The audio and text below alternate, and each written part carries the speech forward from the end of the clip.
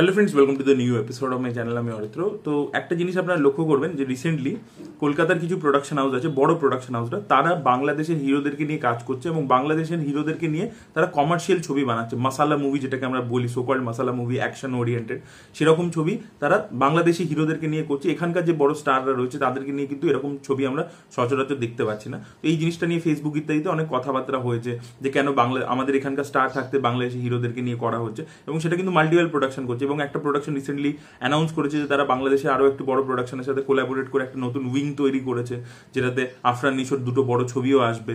সে দুটোরও কথাবার্তা চলছে আর কি। একটা রায়ান রাফির সাথে শোনা যাচ্ছে, একটা ভিকি জায়েদের সাথে। এইসব কথাবার্তা হচ্ছে আর কি। এবং আফরান নিশো যেহেতু অনেকটা সুড়ঙ্গর পরে ব্রেক নিয়েছিলেন, তিনি কোনো কাজই করেননি, ওয়েব সিরিজ হোক কি নাটক হোক, তো তিনি একটা বড় সড়ো করে বড় পর্দায় ফিরছেন এবং এই দুটো ছবি নিয়ে। তো এই জিনিসপত্রগুলো আপনারা অলরেডি এই ডেভেলপমেন্টগুলোর ব্যাপারে জানেন। তো কেন এটা হচ্ছে, এটা কারণটা কি? তো এটা কি এরকম হচ্ছে যে কলকাতার প্রডিউসাররা এখানকার স্টারদের ওপর ভরসা হারিয়ে ফেলেছে এবং ওখানকার স্টারদের ওপর বেশি ভরসা দেখাচ্ছে? ওখানকার স্টারদেরকে নিয়ে ছবি করলে কলকাতার মার্কেটে কি সেই কমার্শিয়াল ছবিগুলো চলবে? উত্তরটা হচ্ছে একেবারেই না। সেটা কিন্তু হচ্ছে না। আমাদের এপার বাংলায় কি হয়েছে, এপার বাংলায় সিঙ্গেল স্ক্রিনস নেই সেইভাবে। এখানে মাল্টিপ্লেক্স ওরিয়েন্টেড জিনিসপত্রই বেশি, মাল্টিপ্লেক্স বেশি, তাই জন্য সেই ধরনেরই ছবি বানাতে হবে, সেখান থেকে বিজনেস হবে। সেটা আমাদের এখানকার প্রডিউসাররা খুব ভালো করে বোঝে এবং যে ধরনের ছবি চলছে সেইগুলোকে তারা করবার চেষ্টা করছে। যত বড় প্রডিউসাররা আছে তারা কিন্তু তাই করছে, সেটা রয়েছে। এবার তাহলে বাংলাদেশের সাথে এই কোলাবোরেশনটা কেন? অ্যাকচুয়ালি বাংলাদেশের সাথে কোলাবোরেশনটা এটা এখানকার প্রডিউসারদের বেশি দরকার নয়, ওখানকার প্রডিউসারদের এখানকার প্রডিউসারদের দরকার। কেন আমি বলছি? অ্যাকচুয়ালি বাংলাদেশের ব্যাপারটা হচ্ছে, বাংলাদেশে যদি আপনারা, আমি তো বহু ডিরেক্টরসদেরকে ইন্টারভিউ ইত্যাদি করেছি, আপনারা সেগুলো চেক আউট করতে পারেন, দেখবেন একটা কথা উঠে যায়, যখন না স্ট্রাকচারাল কোনো ইন্ডাস্ট্রি ফরম্যাট নেই। ব্যাপারটা যখন ওখানে সবকটা ফিল্ম মেকার না ইন্ডি ভাবে কাজ করছে, ঠিক আছে? মানে ধরুন বড় ছবিও যেগুলো হচ্ছে সেগুলো খুব মানে টিম নিয়ে নিজেদের মতো করে অনেক সময় নিয়ে শুট হচ্ছে। যে হাওয়া বলে ছবিটা দেখবেন অনেক দিন ধরে হয়েছে এবং ওপেন বাজেট ছবি, মানে যেখানে গিয়ে বাজেট শেষ, মানে ছবিটা শেষ হবে, সেই যা খরচা হবে সেটাই হচ্ছে বাজেট।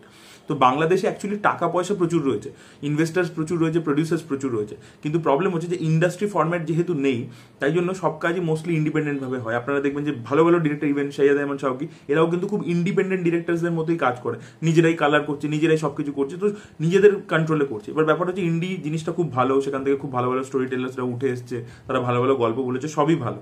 কিন্তু ব্যাপার হচ্ছে যে আপনি যখনই মাসালা ফিল্ম বানাতে যাবেন, ওরকম লার্জার দ্যান লাইফ ক্যানভাসের ছবি বানাতে যাবেন, তখন কিন্তু ওই ইন্ডি সেট আপে আপনি ওরকম আউটপুট পাবেন না। এটা কিন্তু বাংলাদেশের ক্ষেত্রে এটা হচ্ছে একটা সমস্যা।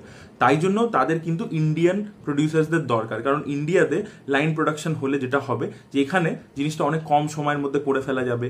এখানে আরো স্কিল্ড জিনিসপত্র রয়েছে, ইন দ্য সেন্স আমি বলছি যে ইন্ডাস্ট্রি ফরম্যাটে কাজ হয়। তো ধরুন ফর এক্সাম্পল এই যে তুফান বলে শাকিব খানের ছবিটা, এটার বাজেট হচ্ছে 6 crores, ঠিক আছে? প্রডিউসাররা ইনভেস্ট করছে 6 crores। এবার তুফানের যে আউটপুট দেখছেন, ঠিক আছে, সেই আউটপুটটা বাংলাদেশে যদি শুট করে অ্যাচিভ করতো তাহলে ওটাই 10 crores হয়ে যেত। কারণ ওখানে যেহেতু ইন্ডাস্ট্রি ফরম্যাট নেই, ধরুন একটা ইউনিফর্ম বানাচ্ছে, ধরুন পিরিয়ড, সেখানে ধরুন কিছু ইউনিফর্ম বানাচ্ছে বা কোনো গাড়ি লাগবে, সেটা পুরোপুরি কিনে নিতে হবে। আমাদের এখানে কিন্তু সেটা ভাড়া পাওয়া যায়, যেহেতু কন্টিনিউয়াসলি কাজ হয় এবং আরও অনেকগুলো ইন্ডাস্ট্রি রয়েছে, চেন্নাই রয়েছে। যেরকম শাকিব খানের দরদ বলে ছবিটা, ওটার অ্যাকশনের শুটিং কিন্তু চেন্নাইয়ের মধ্যে হয়েছে, ঠিক আছে? যখন আমি দাবারু শুট করতে গেছিলাম সেই সময়ই হচ্ছিল, প্যারালালি হচ্ছিল, একদিন আগে দরদের ওখানে অ্যাকশন সিকোয়েন্সেস একটা হয়েছিল। তো যেটা দরকার এখানে হায়দ্রাবাদের রামোজি রয়েছে, রয়েছে সেট বানানোর ব্যাপার, সেটা বাংলাদেশে করা খুব ডিফিকাল্ট। তো পিরিয়ড ছবি যেখানেই করছে সেখানে তাদের এখানে এসে যদি তারা হায়দ্রাবাদে শুট করে, আগেও প্রচুর বাংলাদেশি ছবি কিন্তু হায়দ্রাবাদের রামোজিতে শুট হয়েছে, তো এই জন্য এখানে এসে তারা করছে। এবার এখানে যখন ছবিটা করছে বাংলাদেশের প্রডিউসাররা, তাদের এখানকার একটা লোকাল সাপোর্ট দরকার, তাই জন্য তারা এখানকার বড় প্রডিউসারদের সাথে কোলাবোরেট করছে। ইনভেস্টমেন্টটা বাংলাদেশ থেকেই আসবে, বাট এখানকার যে লোকাল প্রডিউসাররা আছে এবার বাংলা, তারা তাদেরকে লাইন প্রোডাকশনে হেল্প করবে, যে এই যে সব best of the technicians, best of the পুরো অ্যারেঞ্জমেন্টটা করে দেওয়া, সেইগুলো সব। এবং তার সাথে সাথে যেটা হবে, বাংলাদেশে তো তারা রিলিজ করবে তাদের মতো করে, তাদের স্টার, তাদের ফ্যান ফলোইং যা আছে, বাট তার সাথে সাথে এখানেও একটা রিলিজ হবে। এবার এখানে যদি প্রপারলি রিলিজ ইত্যাদি হয়, তাহলে এখান থেকেও একটা স্যাটেলাইট বা ওটিটি, সেগুলোরও একটা অপরচুনিটি আর কি খুলে যাবে, সেটারও একটা ডোরওয়ে ওপেন হয়ে যাবে। বাট এই ছবিগুলো, এই জন্য দেখবেন তুফান ছবিটা পুরোটাই কিন্তু এখানে হচ্ছে, ওটা কিন্তু বাংলাদেশে হচ্ছে না। বা এই যে দেখবেন আফরান নিশোরের যে ছবিগুলো হবে, ওগুলোও কিন্তু এপার বাংলাতেই শুট করা হবে মোস্টলি।